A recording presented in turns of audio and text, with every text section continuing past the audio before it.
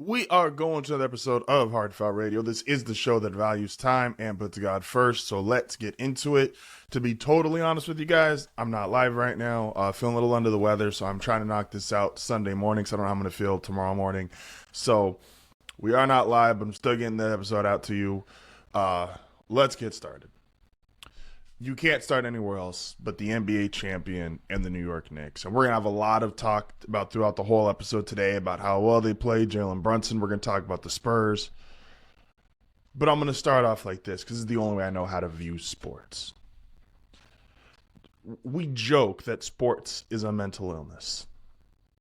And liking sports is a mental illness. And to some degree it is. We get so overly invested to where your favorite football team winning or losing truly dictates if you're going to have a good Monday, hell, if you're going to have a good week. There are things that sports do to us that is just, it makes no rational sense. It makes no logical sense. Fan is short for fanatic. Everything surrounding the watching and liking and consumption of sports, it all borderlines on crazy. All of that is 100% true. It also is true that very few feelings in your life, the high, the euphoria, the appeal, the level of ecstatic nature that you feel in that moment, than watching your team win at the highest level. And that's what New York Knicks fans just felt. What they felt on Saturday night, watching their team after, forget the history, which we're going to get into in a second. If you were a young Knicks fan, just a teenager in your 20s, and you have followed this team for any amount of time, and you have truly invested, I mean paying big time money or paying big time emotional value, that these teams, the wins, the losses, you ride with the team, you are the emphatic description of a fanatic. This team has a hold on your emotional state that they probably shouldn't have, but they do. What you just felt on Saturday, man, that's the best feeling in the world. That's the whole reason we watch sports. That's the whole reason we get upset. That's the reason we get excited, to watch your team perform like that on Saturday. There's only a handful of franchises in the history of, we'll say, American professional sports. I won't speak on soccer. Where a team is truly iconic and goes through long, decade-long periods of not winning. The Lakers and Celtics, they got a whole bunch of titles between the two of them. The Celtics won titles in the 2000s. They just won one in the 2020s. The Lakers, they got 5 titles in the 2000s. They got another one in 2020 with LeBron. Yeah, you have these 7, 8, 9-year periods where there's not a whole lot going on. But consistently, you are competitive. You are relevant. You are playing quality basketball. You are in contention for championships. What the Knicks just went through, 53 years, no titles. It's only comparable to teams, which I'm very glad I got to watch, the Chicago Cubs. People lived their entire lives who are Cub fans. Grew up, born in Chicago, raised in Chicago, lived in Chicago their entire life. Could have lived a very long, healthy, successful life and never have watched the Cubs win a World Series. The Cubs breaking their curse, a team like the Knicks breaking their curse. I root for franchises that just, quite frankly, are not that level of iconic, where they are tied into the story of the sport. Knicks fans who are 50-year-old Knicks fans have never seen their team win a title. That's incredible. That feeling they must have felt on Saturday night. How do you put that into words? How do you capture that feeling to somebody who's probably logical and rational and goes, sports shouldn't do that to you? You can't. And this is why we do it. It's one of my reasons why I'm so against sports gambling, is because I'm aware of how many people are invested into sports due to gambling. I'm invested into sports because as a weird kid who didn't have a whole lot going on, sports is something I could sit there and I could watch. And I could, for this 3.5 hour period, my emotions go all over the place. Some of my highest highs, lowest lows. And yeah, that sounds crazy, but that was the epitome of being a sports fan. We're not rational. We're crazy. We're delusional. There's so many things wrong with us. But what you experienced, Knicks fans, on that Saturday night, you can never take that away from them. They might not see another title for 50 years. You will never take Saturday night away from them. And I'm not talking about the crazy people going and breaking stuff and doing dumb shit. No. I'm talking about the people that are just so passionate for this franchise. And again, it's not while there is a monetary value somewhere in there, like they're putting out all these numbers on how much money Spike Lee has spent on courtside tickets. And yeah, that is great for Spike Lee's story. Again, sports to me and sports for true, not well in their head people who love this stuff, who are passionate about this stuff. It's not a monetary thing. They didn't want a dime on Saturday. That feeling they had on Saturday felt like hitting the lottery. This is why you can't give up. This is why I'll never understand, and they can say what they want, I'll never understand people that can be bandwagon fans. You can't have that feeling that Stephen A. Smith, that Spike Lee, that Fat Joe, that all these New Yorkers, people that have grown up in New York, rooted for the Knicks their entire lives. You can't have that feeling if you're switching teams every couple of years, every 5 years, or you just follow your favorite player.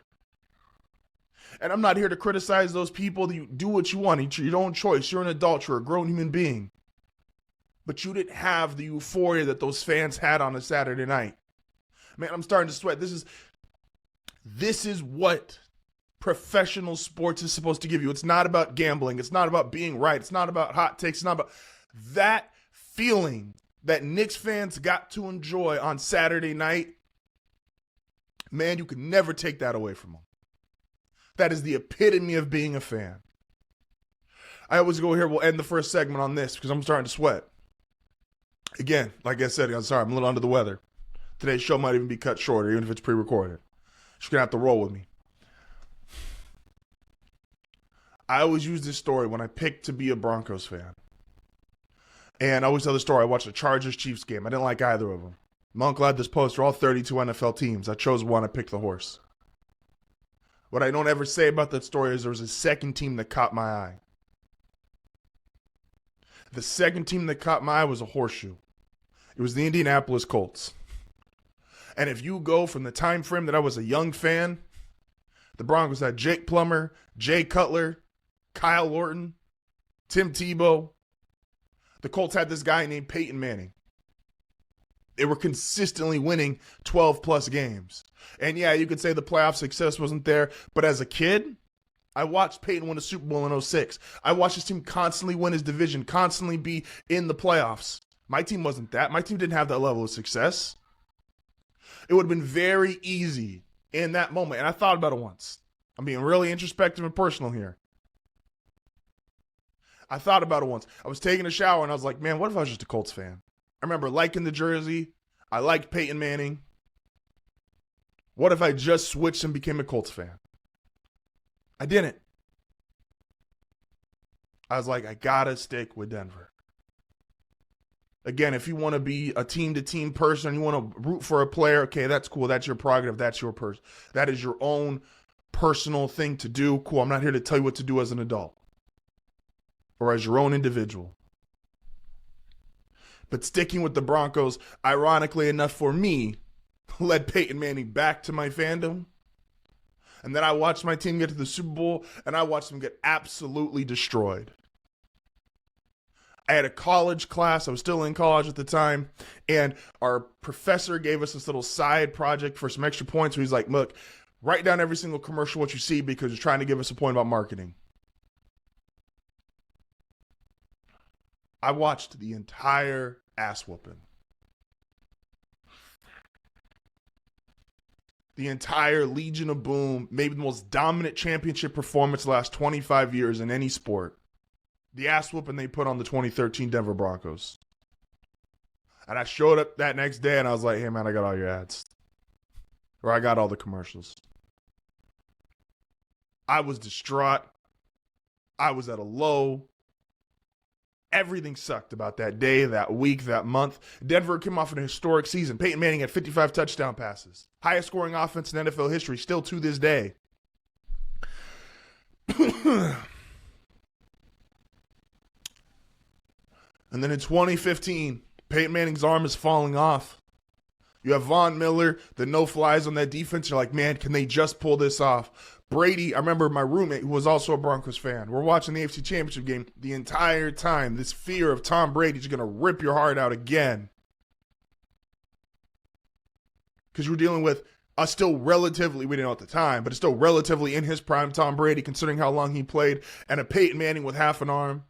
A guy who have come on here and said that version of Peyton Manning is the worst quarterback to ever win a Super Bowl. Saw Gronk catch a touchdown late in the fourth quarter, go, damn it, here we go. Denver overcomes that. They get to the Super Bowl. You got league MVP Cam Newton. We're supposed to lose. All the experts are supposed to lose. Cam is going to, yeah, this defense is great, but all Cam's got to do is a few scoring possessions, and this offense can't get you 14 points. The offense got you 14 points. Not much more, but they got them there. It was me, my roommate. We had set up a party. Or sorry, my next door neighbor, not my roommate. I keep calling my roommate. My next door neighbor. It was her husband, me, and my two roommates. We're sitting there watching the game. We have certain beverages.